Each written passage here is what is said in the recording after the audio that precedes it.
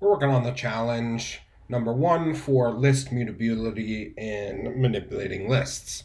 Um, this asks us to write a function called verify IDs, and that takes in two lists as an argument and then returns the Boolean of whether those two lists have the same ID or not.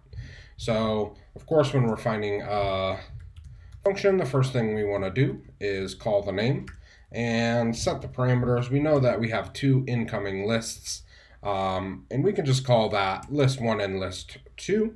Let's go ahead and set some variables here. I'm going to say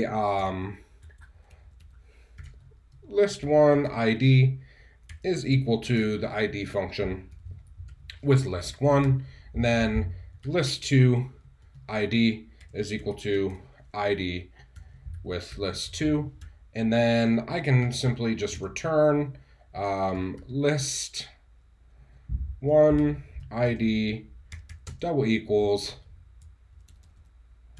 list 2 ID. So this comparison statement will return a Boolean, and if it is true, then that's what will be returned from my function. If it's not true, it will return false.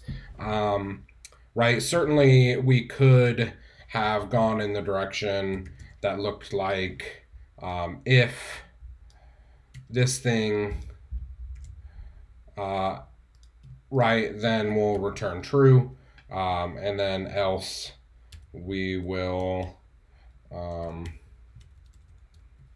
return false, right? But this is not a very Pythonic or clean way of doing this, so we'll look more towards just returning that Boolean straight out. We can also save ourselves some time and space by not declaring these variables, right? To make it the most elegant version of itself as possible, I would just use ID of list 1 and ID of list 2 by themselves without taking the time to assign them to variables. And then I can run my test and make sure we're in good shape. And I see this is good. I am going to back up this code to where I had it the first way so we can test it this way as well. Oops. Right, if I run it like this with our variables, we see this also works. I can also, let's see if it'll let me go.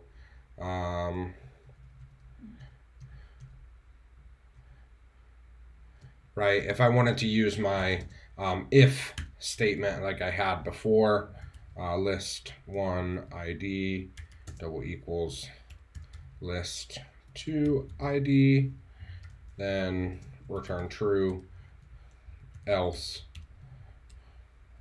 return false. And we can test it this way, and it still should work, right? Lastly, we don't actually need this this else statement because this last line of code will only be executed if the condition in the if statement is not true. If this is true, then we're going to return true and exit the function. And if it's not true, then we'll just continue on and return false. And we can run this and see that it works as well.